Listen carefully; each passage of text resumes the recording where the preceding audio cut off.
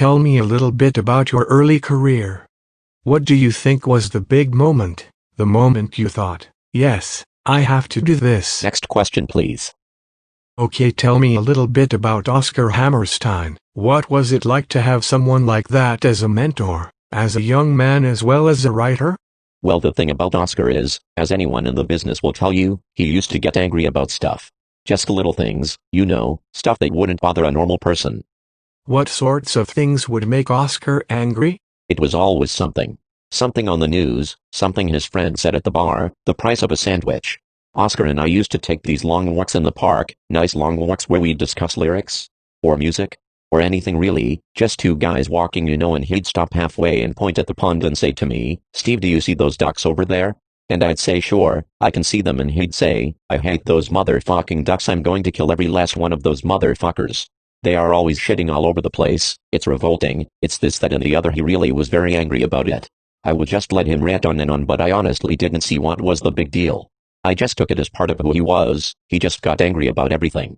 And do you think that had an effect on you, as a young man? Oh, it definitely affected me, yes, but not in the way that you would think. I used to thrive on that stuff, I still do. I love it when people go completely crazy and lose their mind. I actually love it. It's chaos, and that's the thing, you can't have order without chaos. So the angry man in the park swearing at the ducks, that's great. That's Broadway. Who is your favorite performer? I mean your absolute favorite person you've ever worked with. Oh, Bernadette Peters, without question. I mean, if you take a show like Sunday in the Park with George, you could put that show on with a bunch of amateurs in some shitty schoolhouse, and it would be terrible. Same goes for any show, really. You can't expect people to pay for terrible theater. It's the economy of it. You buy a ticket, you expect to be entertained. Some people don't even like the theater, like my friend Vince Trapiti. Vince is an old school kind of guy, third generation Italian American, runs a delicatessen in New Jersey, a gangster really. I mean, he literally is a gangster. He regularly kills about 4 or 5 guys at once, as far as I understand. In that world, crime families, you either do the job or you get killed. Vince kills people all the time. Every day, in fact. I see. So, have you ever killed anyone? I wouldn't say that West Side Story is adaptable, in the dictionary sense. It's translatable, but it's not adaptable. I don't think you could ever make a movie of West Side, because I mean, they already did, of course, with Natalie Wood and Russ Bamer and what have you, but you know what I am saying. You can't have one without the other. You can't just ask for a sandwich, and then expect to get a hamburger. It's not about that.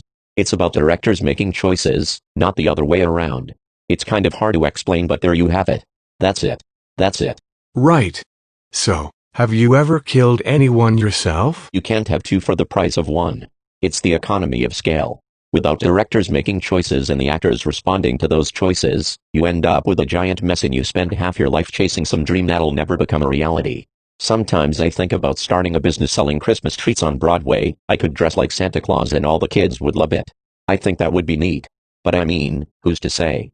Who's to say? Perhaps you should tell me a little bit more about West Side Story. You already know everything there is to know about West Side Story. I'm not going to tell you any more.